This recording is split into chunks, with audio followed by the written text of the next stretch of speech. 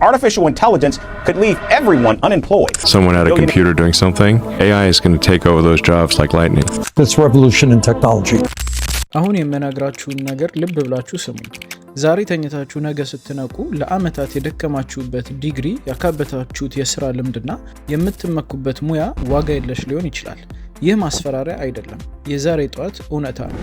በአሁኑ ሰዓት እናንተ ይህንን ቪዲዮ እያያችሁ አንድ የኮምፒውተር ኮድ ከእናንተ በሺህ እጥፍ በፍጥነት እያሰበ እየጻፈና እየሳለ ነው። ዓለም በታሪኳ አይታው የማታውቀውን ትልቁ የሥራ ስርቆት ተጀምሯል። ነገር ግን ሌባው ሰው ሳይሆን ደምና አጥንት የሌለው አርቲፊሻል ኢንተለጀንስ ነው። በሚቀጥሉት ደቂቃዎች ውስጥ የትኞቹ ስራዎች በኤአይ ጉሮሮ ውስጥ እንደገቡ፣ እነማን ደግሞ እንደሚተርፉና እናንተ ከጥፋቱ ለመዳን ምን ማድረግ እንዳለባችሁ ቃል በቃል እነግራችኋለሁ። ይህ ቪዲዮ መጨረሻ ላይ ካላያችሁት ነገ ጠዋት ስራችሁ ላይ ስትገኙ ተተክተሃል የሚል ደብዳቤ ቢደርሳችሁ አትደነቁ። ዝግጁ ናችሁ? እንጀምር። ነጭ ኮላር ስራዎች። ድሮ ማሽኖች የሚተኩት የጉልበት ስራን ነበረ። ዛሬ ግን ኤአይ የመጣው ለቢሮ ሰራተኞች ነው። የመጀመሪያው ሰለባ የመረጃ ትንተናና የሂሳብ አያያዝ ነው። የሂሳብ ባለሙያ ከሆናችሁ ስሙኝ። ኤአይ ቁጥሮችን አይሳሳትም፣ አይደክመውም እና ከሁሉ በላይ ደግሞ በሰከንድ በቢሊዮን ስሌቶችን ያሰላል። እንደ ቻትጂፒቲ እና ክላውድ ያሉ ሞዴሎች አሁን የፋይናንስ ሪፖርቶችን እያዘጋጁ ነው። የታክስ ስሌቶችን ያለምንም ስህተት እየሰሩ ነው። ኦዲተሮች ቀደም ሲል ለወራት የሚመረምሩትን ዳታ ኤአይ በአንድ ክሊክ ይጨርሰዋል። ይሄ ማለት በሚቀጥሉት ጥቂት ዓመታት ውስጥ መሰረታዊ የሂሳብ ስራዎች 90% በማሽን ይተካሉ። ቀጥሎ ያለው የህግ ረዳቶች ናቸው። ጠበቃ ለመሆን የሚማር ተማሪ በመጀመሪያ የሚያደርገው የህግ ሰነዶችን ማንበብና ተመሳሳይ የፍርድ ቤት ውሳኔዎችን መፈለግ ነው። ዛሬ ይህ ስራ ኤአይ በሰከንዶች ውስጥ ይሰራዋል። አንድ ትልቅ የህግ ድርጅት 50 ረዳቶችን ከመቅጠር ይልቅ አንድ የኤአይ ሶፍትዌር መግዛት ይመርጣል። አስቡት፣ የ7 ዓመት ትምህርት በአንድ ሰከንድ ኮድ ሲተካ። ኤአይ ፈጠራ የለውም የሚለው ተረት አብቅቷል። አሁን የምናየው የግራፊክ ዲዛይነሮችና የቪዲዮ ባለሙያ ስጋት ነው። እንደ ሚድጆርኒ እና ዴል ያሉ መሳሪያዎች አሁን ድንቅ የጥበብ ስራ እየፈጠሩ ነው። ቀደም ሲል ለአንድ ድርጅት አርማ ወይም ሎጎ ለመስራት $500 የሚጠይቅ ዲዛይነር አሁን በነፃ በኤአይ የሚሰራ ዲዛይን እየተተካ ነው። የቪዲዮ ኤዲተሮችም ቢሆኑ አደጋ ላይ ናቸው። የኦፕን ኤአይ ሶራ ሞዴልን አይታችሁታል? በጽሁፍ ብቻ እውነተኛ የሚመስሉ ቪዲዮዎችን ይፈጥራል። ይህ ማለት የማስታወቂያ ኩባንያዎች ካሜራ፣ ተዋናይ እና ስቱዲዮ አያስፈልጋቸውም ማለት ነው።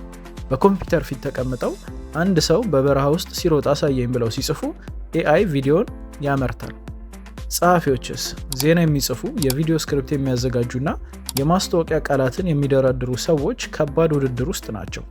ኤአይ በቀን 1000 ጽሁፎችን በተለያዩ ቋንቋዎች መጻፍ ይችላል። ሰለባ ላለመሆን ብቸኛው መንገድ ከኤአይ በላይ ማሰብ ወይም ኤአይን እንደ ረዳት መጠቀም መቻል ነው። የደንበኞች አገልግሎት። ወደ ኩባንያዎች ስንደውል ለአማርኛ እንደኒጫኑ የሚለው ድምፅ ጠፍቶ እውነተኛ ሰው የሚመስል የኤአይ ድምፅ የሚያናገረን ጊዜ ደርሷል። የደንበኞች አገልግሎት ወይም ከስተመር ሰፖርት ዘርፍ ሙሉ በሙሉ ሊጠፋ ተቃርቧል። አዲሶቹ የኤአይ ቻትቦቶች የእናንተን ቁጣ መረዳት ይችላሉ። ሲያዝኑ አብረው ያዝናሉ፣ ሲደሰቱ አብረው ይስቃሉ፣ ሳይሰለቹ 24 ሰዓት ይሰራሉ። አንድ የጥሪ ማዕከል 1000 ሰራተኞችን ቀጥሮ ለወር ከሚከፍለው ክፍያ ይልቅ ለኤአይ ኩባንያ የሚከፍለው አነስተኛ ክፍያ ይበልጥ አዋጭ ሆኖለታል። በቴሌማርኬቲንግ ወይም በስልክ ምርት መሸጥም እንዲሁ። ኤአይ የእናንተን የገበያ ፍላጎት መርምሮ ምን እንደምትገዙ አውቆ በሚስብ ድምፅ ደውሎ ሊያሳምናችሁ ይችላል። ይህ የቴክኖሎጂ እድገት በሚሊዮኖች የሚቆጠሩ ወጣቶች የሚተዳደሩበትን የጥሪ ማዕከል ዘርፍ ወደ ታሪክ መዝገብ እየከተተው ነው። የትራንስፖርትና የፋብሪካ አብዮት። በአካል የሚሰሩ ስራዎች ለጊዜው ደህንነታቸው የተጠበቀ ይመስላል። ግን ለምን ያህል ጊዜ? በበለጸጉት ሀገራት ራሳቸው የሚነዱ የጭነት መኪኖች መንገዶችን ተቆጣጥረዋል። አሽከርካሪዎች እንቅልፍ ይወስዳቸዋል፣ ምግብ ይፈልጋሉ፣ ደሞዝ ይጠይቃሉ። ኤአይ ግን ነዳጅ እስካለው ድረስ ይጓዛል። በፋብሪካዎች ውስጥም የሰው ልጅ እጅ እየቀነሰ ነው። ሮቦቶች አሁን እንደ ሰው እጅ ስስ እና ጥንቃቄ የሚፈልጉ ስራዎችን መስራት ጀምረዋል። እቃዎችን መለየት፣ ማሸግ እና መጫን አሁን ላይ በማሽኖች በፈጣን ሁኔታ እየተከናወነ ነው። ይህ ለውጥ ወደ ታዳጊ ሀገራት ሲመጣ በትልቅ የሰው ኃይል ላይ የተመሰረቱ ኢንዱስትሪዎች ምን ሊሆኑ እንደሚችሉ መገመት አያዳግትም። ኢትዮጵያና የኤአይ ተጽዕኖ። አሁን ወደ እኛ ሀገር እንምጣ። ብዙዎቻችሁ ኢትዮጵያ ገና ናት፣ ኤአይ እኛ ጋር አይመጣም ትሉ ይሆናል። ነገር ግን ስህተት ናችሁ። ኢንተርኔት ባለበት ቦታ ሁሉ ኤአይ አለ። ዛሬ በኢትዮጵያ ውስጥ ያሉ የፍሪላንስ ሰራተኞች ከዓለም አቀፍ ገበያ ጋር እየተወዳደሩ ነው። የውጭ ኩባንያዎች ለኢትዮጵያውያን ይሰጡ የነበረውን የትርጉም የዲዛይን እና የዳታ ኢንትሪ ስራ አሁን በኤአይ እየተተካ ነው። ይህ ማለት ወደ ሀገር ውስጥ የሚገባው የውጭ ምንዛሬና የስራ ዕድል ይቀንሳል ማለት ነው። በአንጻሩ ደግሞ ኤአይን መጠቀም የቻሉ ወጣቶች ከአንድ ድርጅት በላይ ስራዎችን በአንድ ጊዜ እየሰሩ ሀብታም እየሆኑ ነው። ምርጫው የእናንተ ነው። በኤአይ መተካት ወይስ ኤአይን ተጠቅሞ ማደግ? እንግዲህ ቪዲዮን እስካሁን ካያችሁት አደጋው ምን ያህል ቅርብ እንደሆነ ተረድታችኋል። ግን ተስፋ አትቁረጡ። ኤአይ ሊነጥቃቸው የማይችላቸው 3 ነገሮች አሉ። አንደኛ፣ እውነተኛ የሰው ልጅ ማንነት። ኤአይ መረጃ አለው እንጂ ርህራሄ የለውም። በስሜትና በሰውኛ ግንኙነት ላይ የተመሰረቱ ስራዎች እንደ ሳይኮሎጂ፣ ከፍተኛ አመራርና የጤና እንክብካቤ ለረጅም ጊዜ ይቆያሉ። ሁለተኛ፣ ውስብስብ የፈጠራ ውሳኔዎች። ኤአይ ካለው ዳታ ተነስቶ ነው የሚፈጥረው። እናንተ ግን ከዚህ በፊት የሌለ አዲስ ነገር መፍጠር አቅም አላችሁ። ሶስተኛ፣ የማያቋርጥ ትምህርት።